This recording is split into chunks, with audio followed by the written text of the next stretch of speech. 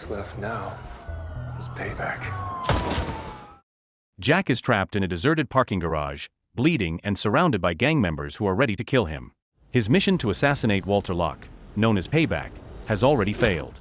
Instead of eliminating his target, Jack murdered Payback's family and let him escape. From the shadows, Payback emerges, wearing a shirt marked with a large cross. Without hesitation, he opens fire, cutting down several gang members in seconds. One of them proves immune to bullets, forcing Payback into a vicious hand-to-hand fight. Bulletproof.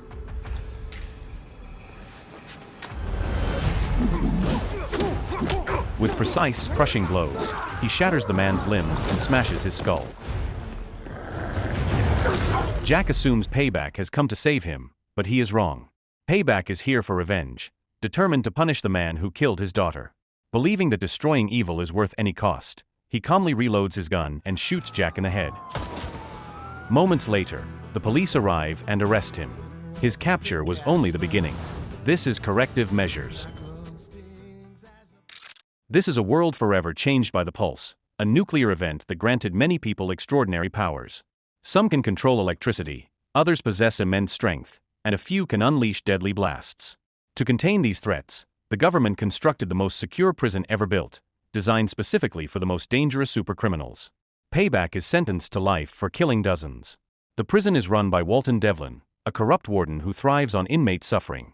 Rumors claim he murders escapees, though he denies it publicly, insisting the prison's purpose is punishment, not reform. What do you say to accusations of inhumane treatment of your inmates? Inhumane? No. Gots to be human before you concern yourself with humanity. A transport brings in a new wave of prisoners, including Payback. Captain Brody explains that their powers are neutralized by special ankle devices. Among them is Diego Diaz, a quiet man with the ability to sense emotions, though in a place full of killers, the gift offers little safety. Officer Morales scans him and warns him to stay cautious. When Payback steps forward, Morales immediately senses the danger he carries. Another guard tries to provoke him, but one cold stare from Payback makes the man back away. To assert control, Morales punches him hard in the stomach, forcing him to his knees. After processing, the inmates are taken to their cells. Later in the yard, Payback comes face to face with Diamond Jim, whose brother he once killed. Without speaking, they explode into a savage fight, trading brutal blows as blood spills onto the concrete.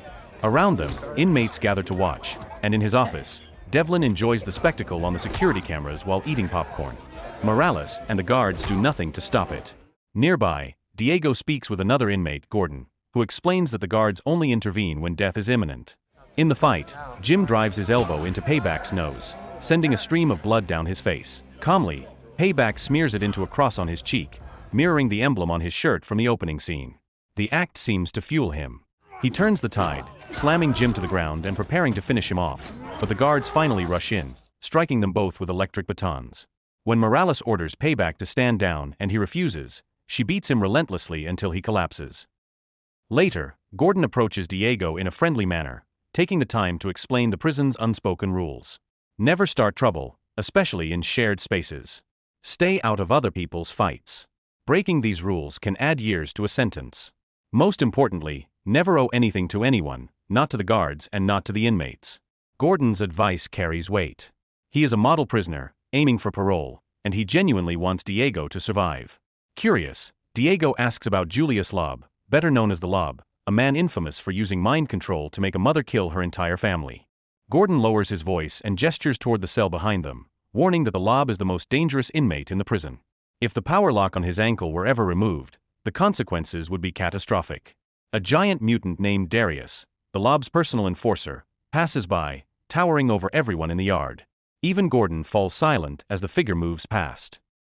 Meanwhile, the Lob is led into a dimly lit room for his fourth parole hearing. His head is locked inside a metal cage to prevent him from using his powers. Hidden in the shadows, the parole board listens to his appeal but rejects it yet again. They demand another psychological evaluation, claiming his violent temper makes him unfit for release. Rage flashes across his face as he curses at the unseen panel, slowly realizing that freedom may never come. Later, Warden Devlin visits the Lob, speaking casually about his approaching retirement. He complains about having no wealth to show for his years of service, then makes an offer: transfer billions stolen through mind control into Devlin's account, and in return, Devlin will arrange his escape. The Lob refuses at first, prompting Devlin to mock him as powerless without his abilities. Before leaving, Devlin urges him to reconsider. The Lob does not answer, but the flicker in his eyes hints at reluctant interest. At the same time, in the prison clinic, Dr. Isabel tends to Payback and 2 other patients. Payback's injuries are minor, but one inmate's condition is far more unusual. His head is completely severed. Moments later, the body heals itself, reattaching the head as if nothing happened. Officer Morales arrives for inspection just as Diego enters to clean the room. While Diego quietly empties the trash, Morales leans in to issue a thinly veiled threat. Dr. Isabel notices and clearly disapproves. Once Morales leaves, she apologizes to Diego, assuring him that not everyone in the prison is cruel. She begins sharing patient stories, offering a rare moment of humanity in a place dominated by fear and suffering.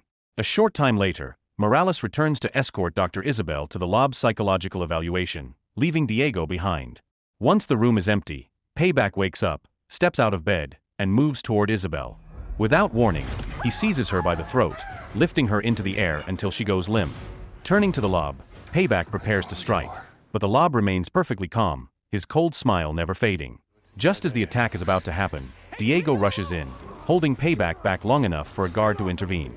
In doing so, Diego breaks rule number 2, never get involved in someone else's problems. The gamble pays off. News of his actions spreads quickly, and many inmates, already hostile toward Payback, begin to respect Diego. Some even offer him desserts from their meal trays. Gordon praises him, advising that this newfound reputation could be his ticket to survival. Soon after, Darius approaches, saying his boss wants to talk. Diego follows him to the Lob's cell, where the Lob thanks him for saving his life. He offers Diego a deal: take over Darius's position in the kitchen, supply the Lob with whatever he needs, and when the time is right, the Lob will help him escape. Diego longs for freedom, but the choice is not an easy one. Meanwhile, in the warden's office, Felicia warns Devlin that working with the Lob is a dangerous mistake. Devlin dismisses her concerns, claiming that to control a prison full of supercriminals, one must be more ruthless than they are. He tells her that if she wants his position after he retires, she must prove she can be just as tough. Placing 2 letters on his desk, one recommending her for the job, the other detailing misconduct that could destroy her career, he makes it clear which one will be sent depends entirely on her next move. The next day, Isabel examined Payback once more. This time, he was cuffed to the bed, and a guard stood watch until she cleared him to leave the clinic. Elsewhere, Gordon faced his parole hearing. He spoke about his spotless record and years of good behavior, but the interviewer challenged him, noting his complete lack of outside connections. No calls, no letters, and no visitors. The implication was clear: he had nothing to return to. The remark pierced Gordon's composure, and in a moment of frustration, he lashed out. It was exactly the reaction they had anticipated. His parole was swiftly denied, and guards dragged him from the room. Unbeknownst to Gordon, Devlin had already ensured that no inmate would ever walk free from his prison. Later, Gordon sat in the cafeteria, his hope drained away. Diego asked if he was all right, but Gordon dismissed the question, though his eyes betrayed his defeat. As Darius passed by, he discreetly set a broken fork on the table. Without hesitation, Gordon used it to unlock the peony from his ankle. It had been the Lob who persuaded him to spark a riot if his parole was rejected. Now, back in the cafeteria, Gordon thanked Diego for being his friend, then suddenly lunged at the guards. They quickly realized his peony was gone and called for backup. Gordon leapt onto a table, ripped down a live electrical cable, and for the first time in years, felt power surge through his body. Grinning, he unleashed a deadly blast at a guard, killing him instantly. Chaos erupted. Inmates scattered while Diego rushed to the fallen guard, demanding to know what Gordon had done, but it was already too late. Gordon overloaded the prison's power grid, plunging the entire facility into darkness, the signal for Jim and his crew to ignite the riot the Lob had planned. Payback and Jim squared off once more, but guards quickly shocked them both and knocked them to the ground. In his cell, the Lob sat in silence, untouched by the bedlam. Gordon slipped away toward the infirmary, hoping to hide until the moment was right.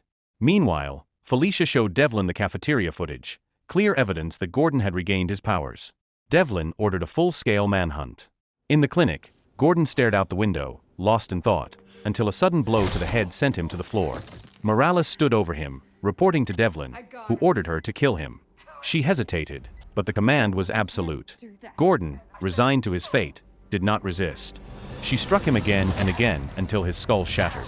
Though her eyes showed regret, she finished the job. Later, The news reported that Gordon had died attempting to escape, claiming he fell to his death. One anchor accepted Devlin's version without question, but another cast doubt, aware of the warden's history of fabricating stories whenever inmates died. Back at the prison, Diego was speaking to his wife on the phone when Morales abruptly ended the call and informed him that Devlin wanted to see him. She led him to the isolation wing, near the lob's cell.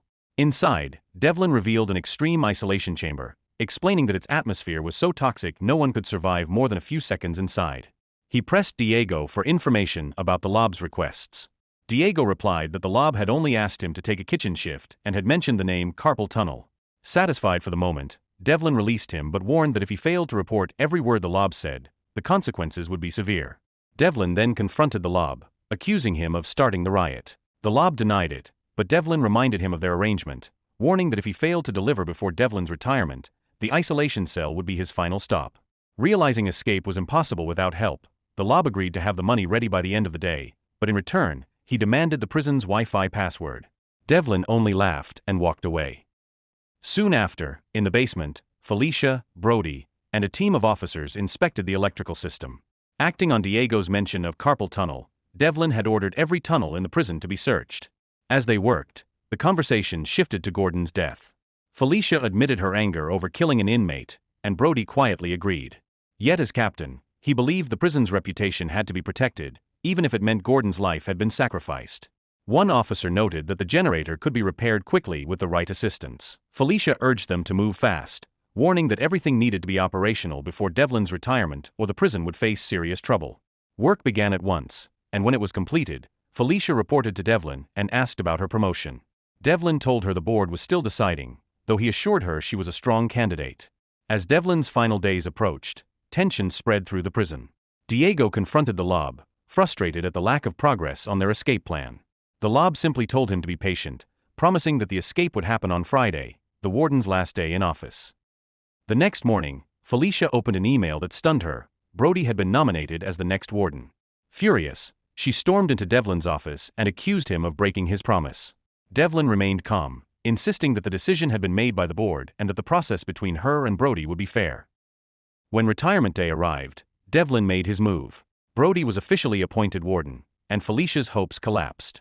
Adding insult, Devlin recommended her as Brody's assistant, calling her an invaluable asset to the prison. After the ceremony, Devlin headed straight to the lob's cell to collect the promised money.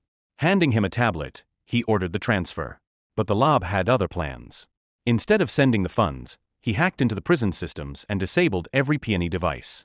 The Wi-Fi password Devlin had given him was the same one used for all security networks, making the breach effortless. Chaos erupted instantly.